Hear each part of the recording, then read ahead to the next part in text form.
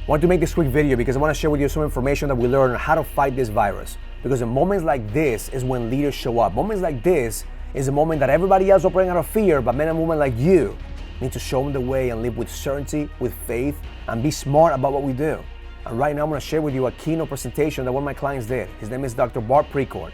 So he shared with us how to protect our bodies from this virus, how to boost our immune system in order for us to fight this virus. Because this is the moment that you have to lead. Whether you're watching this through YouTube or listening to me through a podcast, you need to understand one thing. Leaders show up in moments of uncertainty. You have to have the right mindset. You have to have a belief system. You have to strengthen your mind, body, and soul to be able to fight this virus. So enjoy this presentation, and I'm looking forward to connecting with you. I'm looking forward to continue to bring you more value as this moment of crisis, because this is when we show up. This is when men and women like you have to bring more value to the marketplace than anyone else, because they're looking at you as a way to lead. My name is Raul Villacis, and you're listening to the Daily Edge podcast. Learn the systems and the process that successful businessmen are using to take their lives and their business to the next level.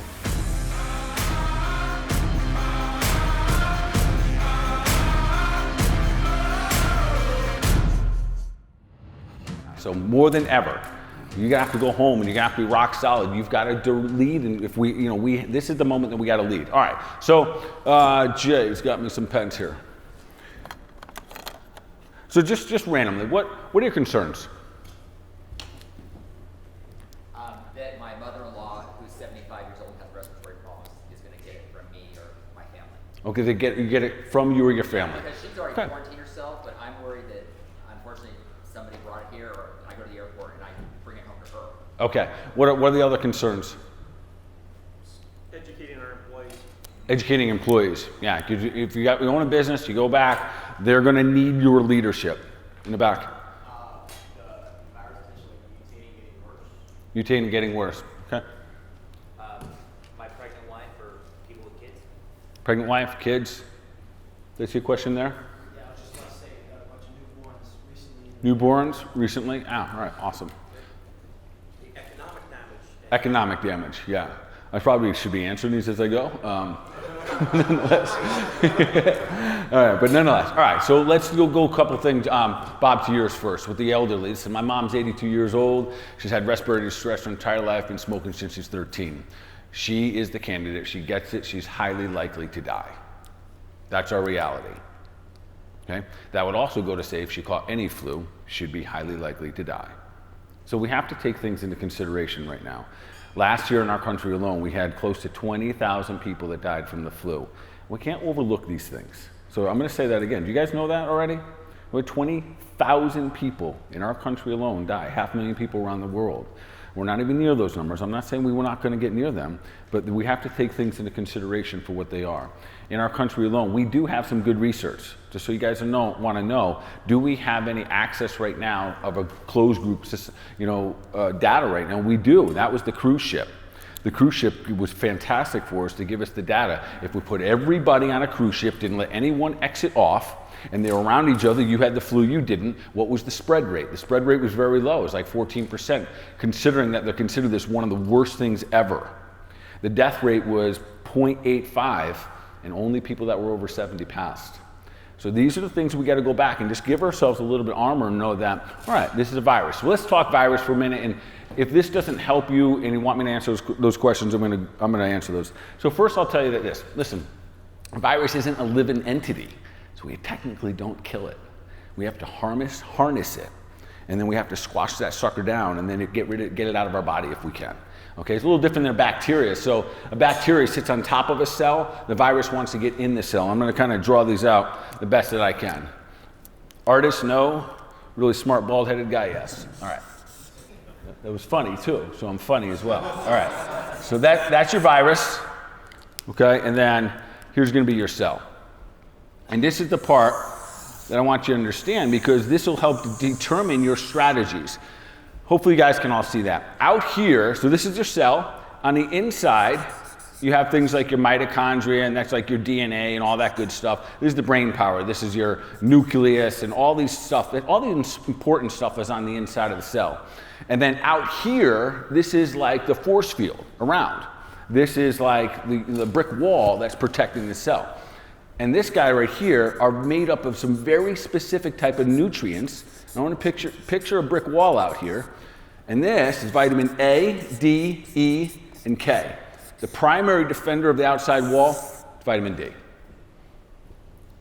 So what I want you to think right now, do I have a good defense field? If you don't, this becomes one of the first vitamins and we start plowing into our body. If you've never taken vitamins before, this is your first one you start with. So we want to get plenty of vitamin D here. Just a side note, for those of you taking old school cod liver oil, you're part of my group. One of the reasons I put everyone on old school cod liver oil, because you get vitamin A and D in there. That's one of the only vitamins, only oils out there that does it. So one, we want to protect this cell, because what the virus wants to do, this virus, yeah, turn off those lights, Jay, thank you. It eyeballs this right there. That's your mitochondria, okay? It literally, it needs a host. It wants to go into your body, interlink with that mitochondria, and then hang out, override your DNA. It starts to downregulate your DNA. So that virus wants to come in here, break through here, and get into this guy, literally become one with your DNA, your mitochondria, and then now it's bound to it. And this is why we don't kill it, because it's not a living organism. It literally needs you as the host. So when we pick it up off of stuff, we're literally picking up more of like a blueprint, and then we're bringing that blueprint into our body, and it's binding to our DNA. Now, once it's in here, it goes, I'm gonna go look to go multiply. This is very similar to what a cancer cell does. But now what it wants to do, it wants to find kind of like a weak cell. And we have weak cells in our body. So this guy now wants to get out of here and into this guy and tie on to its mitochondria. And then it's gonna do the same thing. Once that gets into this guy, it wants to go over to here to this weak cell. And I'm calling them weak cells because if your body has a lot of weak cells, then this mitochondria is just getting a free ride back and forth. So the simplest thing we do, again, we're gonna load up with vitamin D. And I'll tell you what I'll do. In the workplace app, I'll write down dosages for it, and I'll show you where to get them if you want. But that's not our only line of defense. We got some other stuff sitting out here. Here's where our other vitamins, like vitamin C and calcium, quite frankly. Calcium is the first line of defense for the human body. Good news is it's in every single food you ever eat. So these guys are out here changing ions. I know it's a little technical, and hydrogens back and forth. They're determining who goes in and who goes out. If we have a lot of C out here, we have a fighting chance of just blocking them out. So we've always heard that, right? That we want a lot of vitamin C. And by the way, what gland, little quiz time, the primary, what is vitamin C really feeding? What gland in your body? You wanna know? You got it. Well done, young man. You must be smart. Yes. So vitamin C feeds your adrenal glands, which I told you guys earlier, that your adrenal glands are your #1 adaptogen glands. That's why after stress, you use up all your vitamin C and you get sick. That is why.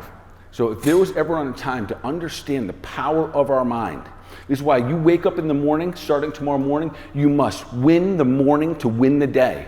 If you don't win the morning, if you don't get your shit straight in the morning, you're gonna have a tough day, because during the day, your leaders, ladies, everyone here, people are gonna say, how about this, how about that? And they're gonna have so much fear, you're gonna have to be sturdy and strong. You gotta make sure your adrenals go. So if we out here have plenty of vitamin C, even if you had a little extra calcium out there, that's what does all this fighting in here. And then we can take it another step.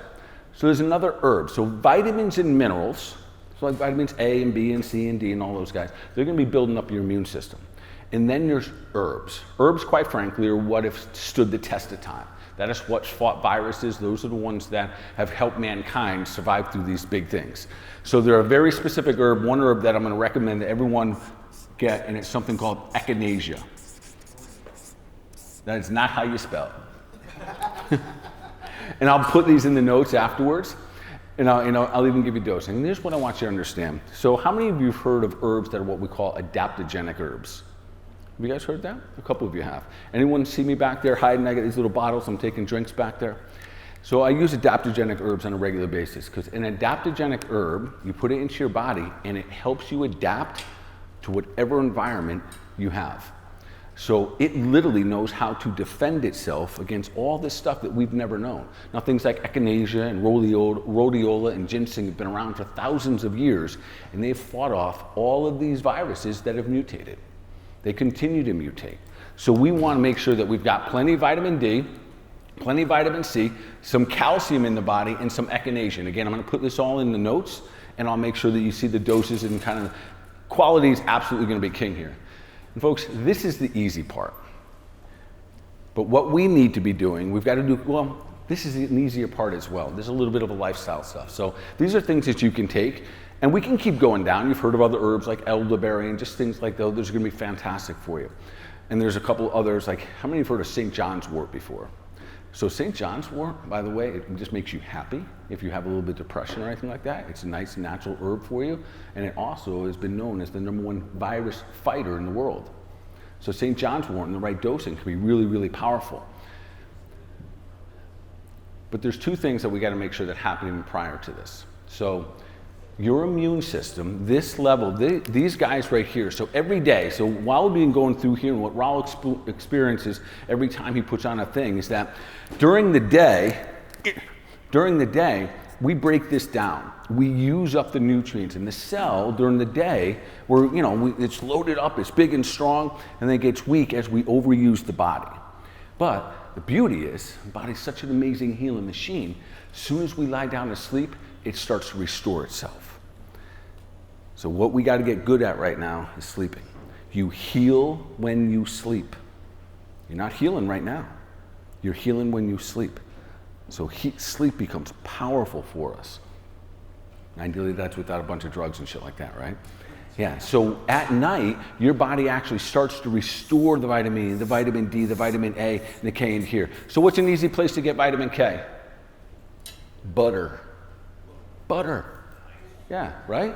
Have at it, right? Let's get a little butter into our lives. Vitamin D. So here's other things. I want you to be really armed and understand some things here. Where do you get vitamin D from? Boom. What'd you say? The sun. All right. So this is where we have to step back a little bit and just kind of pump the brakes and just think through this for a second. When do most flus happen? Winter. Always. What do we have the least of during the winter? Sun. When do flus always go away?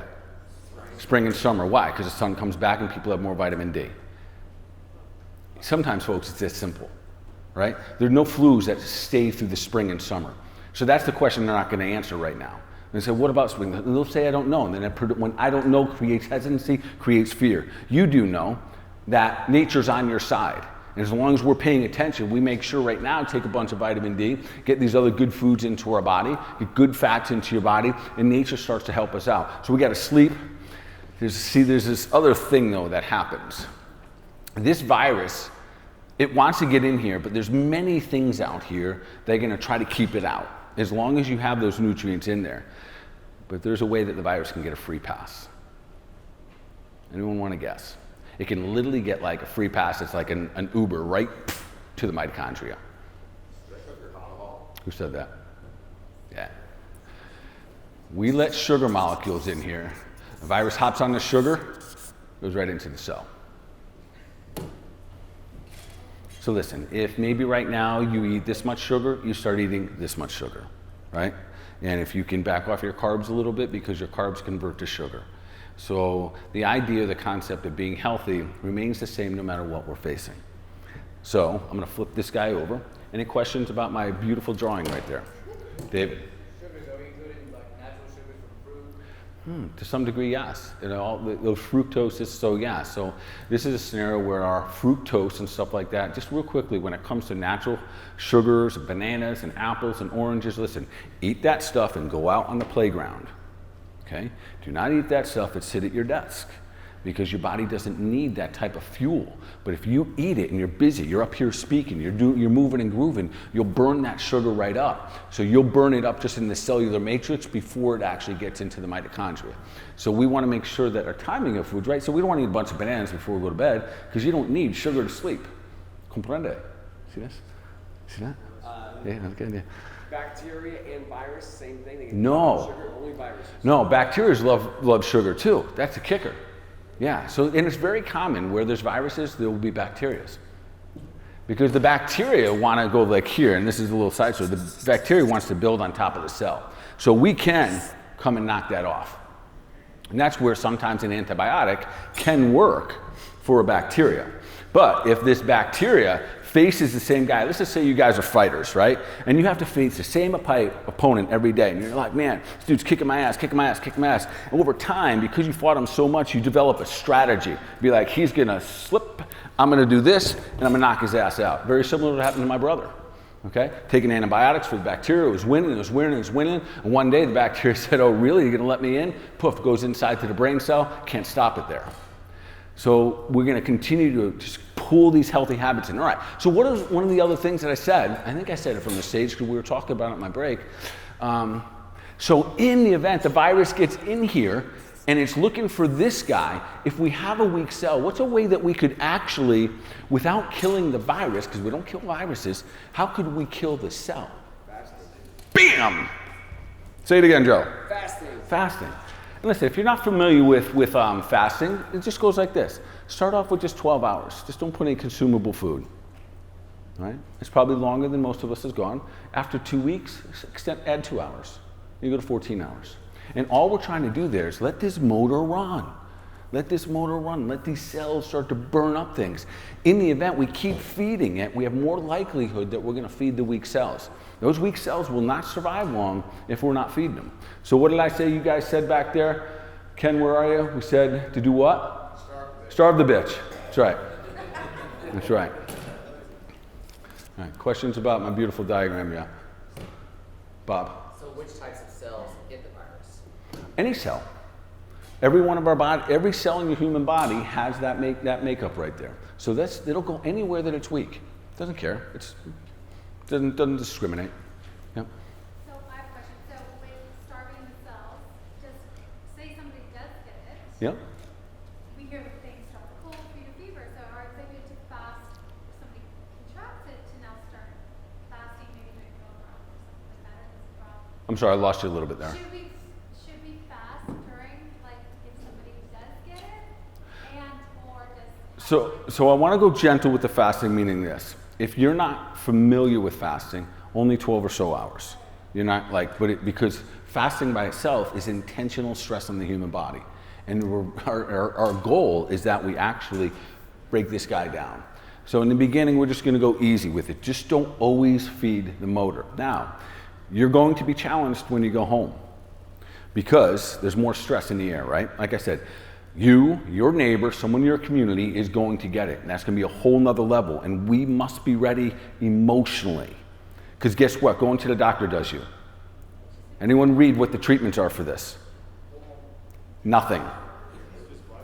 Nothing. So that means it is on us. But when you go home, someone in your community, your neighbor, you, your daughter, your husband, somebody is going to be diagnosed with this. You're going to have to hold the line. You're going to have to hold that line and be like, okay, we have strategies to take. And as long as we have strategies and emotions that we can gear. So listen, here's the funny thing. When we're under stress, what do you crave more? Sugar. Yeah, you crave a dopamine fix. And how do we get quick dopamine? What's the quickest fix? You got it. A little candy. Yeah, so that's the discipline you're going to have to flex. That's an emotional discipline. It is not a food discipline. Yeah. 3 sugars, monk fruit, erythritol, and alcohol. Okay, so he asked me about different types of sweeteners, I'm going to call them, like monk fruit and stuff like that. I am all for those, but I want to have understand this. If I give you monk fruit and stevia and all these other ones, although they're not bad for you, the challenge here by adding this, and this is really when you asked me that question the other day, what I want you to understand is by adding it, the moment you don't have it, you won't do good without it. So then you're going to look around and where can I find that sweetness, and you're going to go right back to the habit. I want you to break that habit of needing things that are that sweet. Food-wise, I'm going to go back to a couple other strategies here. All right, so I'm going to just list off some things here that I think will be really good that on any level you start to do. So we know the vitamin D, right? Ooh, vitamin, let's put those two together, yes. We know the echinacea, good. And then over here, I'm going to call these lifestyle things. 1, we got to sleep better. We got to eat better. Please don't discount this one, folks. We got to think better. There's a massive difference between moving towards something, and that's why I want you guys to have a strategy and walk out here and be like, all right, listen, shit's coming. So I live down in Florida, and every fall we have this fear, 100%, because we have hurricanes. So every fall we go wound up and everyone panics and and it's crazy. And because of the media, it used to take a week to get us fired up or a month to get us fired up. Now it can happen overnight. Fired up. And listen, sometimes the hurricane comes. And here's the reality of what happens, and this is going to happen to our country right now. So recently, 2 years ago, down where I live, just about 5 miles from me, the hurricane came through 100, 160, 180 miles, whatever it did, wiped out entire communities. The worst of the worst shit happened. And what happened afterwards? Strong survived, and the leaders rebuilt the community. And things are going to be better than they ever were. And you got to remember that, because after this happens, it's going to end somewhere. Do you agree? Somewhere it's going to be end. Someone will still be standing. You got to make sure you're standing in the proximity of the people around you, your family, your teams, etc. Don't discount this. All right, some other things we can do. Now we're going to go way out and say, how many of you have ever heard of this? ACV. Boom, yes, apple cider vinegar. The number one line of defense, technically, is your gut. So everything that comes into your mouth goes down into your gut, and it should be full of really strong acids. So if you're taking antacids, I'm going to encourage you just to start to create a strategy to back the fuck off them. Yeah, we want a really acidic gut because that virus won't get past that. So that's why people with really strong guts, it's part of your immune system. So apple cider vinegar, you can find it pretty much any grocery store. I don't know if they have Publix around here, but you go in there, you get apple cider vinegar. It's very bitter. It tastes like vinegar, right? Because it's apple cider vinegar. That bitter, anything or any foods with bitter are really good for your digestion, and they increase the acid in your gut. So that would be kale and arugula and ginger. So any of those things, yes. Question in reference to the acidity. Yes. I've always had the habit of eating and drinking water, or soda, or whatever, right, yes. in the past. And is while you're eating and drinking, is that bad because you're reducing the acidity of your stomach acid? Okay. So I'll draw another awesome picture. All right. So let's just imagine this is your stomach. We're in the Northeast. How many of you have ever built a fire in a fireplace before? All right, sweet, you guys are gonna get this. All right, so the name of the game here is this. If I have food and I fill the whole stomach up with food, what happens to my fire? What happens if you fill your entire fireplace up with wood? Suffocates itself, no digestion. So what we wanna do is make sure that we're about here, 50% full, 60%. We were having this conversation with someone the other day. Yes, we were having this conversation. 60% full, but this is what in Ayurvedic medicine we say that a lot of the disease is caused by ama. Ama means to stick because people are filling themselves. It's culturally in our culture. If you grew up like I grew up, you're part of the Clean Plate Club, right? You guys are familiar, right? That means that you clean your plate every meal. So I'm going to encourage you to eat meals, let things go aside. So as much as we don't want to fill this gap with all our fluids, put the fire out. And the fire is the digestion. There was another question? There is then misinformation in the public that you have to wash your hands and hot temperature will kill the virus and whatnot. Yeah. Then how all right, so there are basics that we want to do. So the virus has to go from one to another. And there's different surfaces that it survives better on, like aluminum and metal and stuff like that, and plastic, it survives a little bit better. It will survive on your clothes and stuff like that, remember, but it needs to have contact with another. So with that being said, proximity, creating distance is not a bad strategy. So I don't fault them for them saying, hey, listen, if we limit the amount of proximity, it's not a bad strategy. It's not a complete strategy, but technically the virus needs proximity. So with that being said, cleaning your hands, absolutely, no doubt about it. And even if you don't have alcohol, and even if you do not have soap and water, because remember, we're not killing it, we're technically removing it off our skin. So don't be like, oh, there's only cold water, I guess I won't wash my hands, right? No, just wash them anyways. The apple cider vinegar. Yes. If you take it straight or mix it like water, I've heard mixed things, and also should I take it in the morning on an empty stomach and if Yeah. I have So I'll encourage you to do it 2 or 3 times a day. If you have a lot of bravado that morning, take it straight up. Otherwise, just take it with water is perfectly fine. Yeah. Like if you want to do a teaspoon 2 or 3 times a day, perfect strategy for keeping a really good digestive system. Yeah, we do it 1 a day in the morning. Beautiful, just add on to it. So these are the times, folks, right, that when we got more going on, we do more. Well, let me get this one first. Digestive enzymes, probiotics. Yeah, absolutely. The probiotics are not really the strategy for this right now. They're good for us, but a digestive enzyme that includes something called HCl. So some of you have digestive enzymes at home. You want the ones that have HCl, it's hydrochloric acid. We're literally adding acid to your stomach. Can we go back to one thing quick? Yeah. Bart, I don't think your question got answered. Eating and drinking. So you said we just had lunch. So should you sit here, eat a little, drink a little water? No. Eat a little, drink a little water? No. Ideally, we're going to digest, and then we're going to use water and fluids as a separate entity. Yeah. So drink after? Drink after. Yeah. How long after? When we think before or after a meal, it's always 20 to 30 minutes. Most of the time, by 30 minutes, your food is out of your stomach. It's in the upper part of your small intestine. Dave. Clean plate glove. Is it, so, I guess preventative strategy, is fasting still, does that still work to get the nutrients we need? Well, when it comes, so fasting is not a limitation of any amount of food. Fasting is so you just eat your food in a block of window, but it's not caloric restriction at all. So we're still eating just the amount of same food, just in a smaller block. Yeah. So two questions. How long does it stay in the body, and how would ice baths or cryotherapy help? Okay, so the question was, how long does it stay in the body? Uncertain. Don't know really about that. But the tendency right now is to show anywhere from 4 days to about 14 days. So how many have had the flu before? Okay. How long did your flu last? 4 days to 14 days, worst case scenario, right? So listen, if you get, most likely, if you do, this virus comes into your body, it'll suck for a little while, and then you'll be better afterwards. That's the most probable situation. You'll get a couple black eyes and you survive. But listen, we get a black eyes, right? We got a blown hamstring back there, right? That sucks.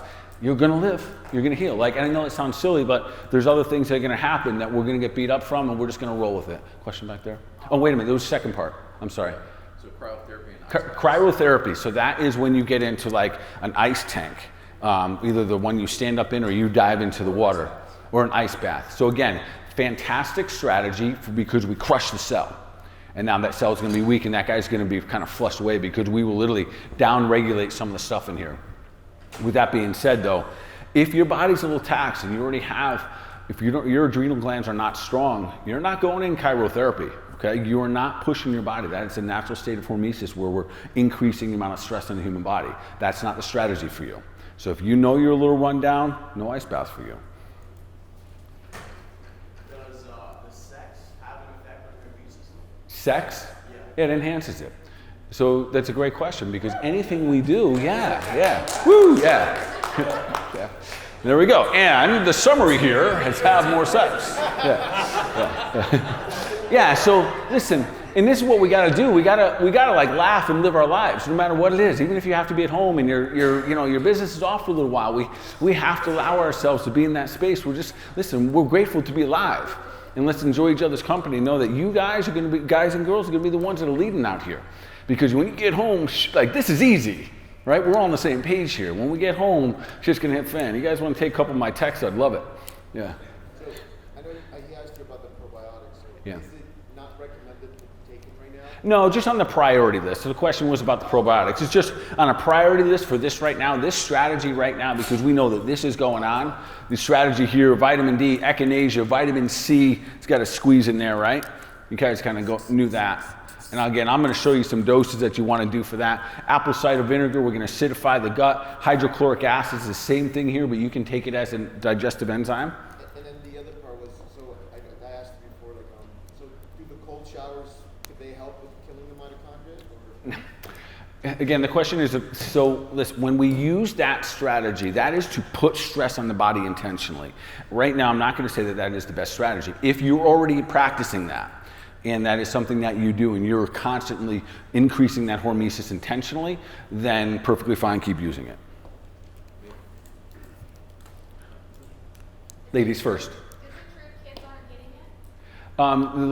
Right now, listen, there's I think there's like 2 cases that kids forgotten it. And they have just stronger everything. And remember, they live a little more present than we do unless we give them our stress, unless we teach them how to be stressed, as insane that sounds. They don't know how to be stressed. So they're gonna run off the vibe that you're all gonna bring home, trust me, right? So their little bodies are rock solid and they have stronger cellular walls, and that's the biggest reason. So right now, very, very small part of so, and going back to some of the crazy shit that's going on there, like in Italy, we've shut Italy down. A lot of people don't know about Italy. It's one of the oldest countries in the world, meaning their population is one of the oldest sectors, like the oldest group of people in the world are living in Italy. That being said, they had the highest death rate, mortality rate, and that was because over 85% of the people that died in Italy were between 80 and 90. We have to take these things into consideration as what we're using for panic. And again, the strategies of proximity, the strategies of doing this, and knowing that we got to hold the line when we get home, still important strategies. All right, 1 or 2 more here. Yeah, you say maybe mention the inflammatory response, like gluten and dairy. Yeah, so again, lower down on this list, if you continue to advance your health strategies, this is where strategies become important. Anything you can do to reduce inflammation, because what inflammation is this. Inflammation, when we talk about inside the body, not like your knee and your hamstring that's blown up back there, but inflammation gets in through here. And now the communication of your vitamin C and your calcium and your magnesium that's hanging out here, all of this stuff can't do its job because there's shit going on in between here. So the vitamin C can't see the virus, so it can't respond and act upon it. And that's the issue with inflammation. It basically kind of clouds the whole situation. If this cell wall is weak too, and we're putting crap in here, you produce crap. It's like the exhaust of your car. And now we got crap in here. And then the other things that are inside your body, they have a hard time defending too. So lowering inflammation, always a good strategy for health, always. Turmeric, would that be good? Right? Turmeric, beautiful. That should be on this list actually, yeah. Yeah, so I can spell turmeric, yeah. So do you think the stores will be empty of all these? I do think the stores in general are going to be, so I tell you what I'll do as soon as I get on the airplane today, I will put a link on the workplace of a place you guys can get them, and I'll put the dosing that once you get them, and I'm going to make the list, and I'll do must-haves. You don't mind going to the next level, okay? Because this is not all I do. And this is not all I'm having my family do or my staff do or my patients that say, anything and everything, let me know what I can do. There's a list for that as well. Gary? Apple cider vinegar and HCl lowers your acid, puts more acid in your stomach, helps you. Raises your acid. Raises your acid, Yes. sorry, so helps your digestion. Yes. So will wine do the same thing since it's acidic? Will wine do the same thing? Well, no, it won't work as a digestive enzyme. It will not. It is by itself as acidic, but it has a net higher, it increases the acidity level, okay? What you want. No, you want to low, it increases the pH level. Well, it does. It does, yes. So it does not make your stomach more acidic as a result of that, literally the fermentation in the gut, because there'll be some level of a sugar component. And the reason we know that, because if you drank wine and it didn't immediately have an impact, we wouldn't drink that shit, right? Imagine drinking a glass of wine and be like, when this is gonna kick in? Right? The only reason the alcohol kicks in fast is because it has a sugar component, goes right into the bloodstream. So when people tell me, well, doesn't have any sugar, I'm like, okay, right on, buddy. Yeah. All right, a little sidetracked. All right, 1 or 2 more, and then I gotta fly. Literally fly. Yeah. I try to eat clean and I try to stay active, but I don't take any supplements at all. So that's something I need to consider when adopting some of these things that my body's not used to any of this stuff. Yep. So maybe I have to enter this routine differently than someone else who maybe does. You don't have to. That's just be more your mindset. The beauty is the direction I'll point you to, they're all going to be whole food based. And that's going to be important, and I don't have time to go into all that. But anything I kind of refer you to will be whole food based. Your body doesn't think you're eating more food that's really, really good for you. All right, last one. I'm curious, what do you think about wheatgrass juice? Love it. Man, God's garden, baby. Yeah, increased chlorophyll, that's plant blood. All right, now the last one. Is supplementing melatonin a effective strategy for sleep? This is going to be part of that Health Edge 3. It's a big topic right there. But and what was the thing? Is substituting melatonin as good as what? Is melatonin an effective strategy for like aiding sleep? Yeah, definitely a health edge 3 question, because that's hormone replacement. And we have to understand what happens when we start to replace hormones. Fair enough? Yeah. Okay. All right. Has this been helpful for you guys?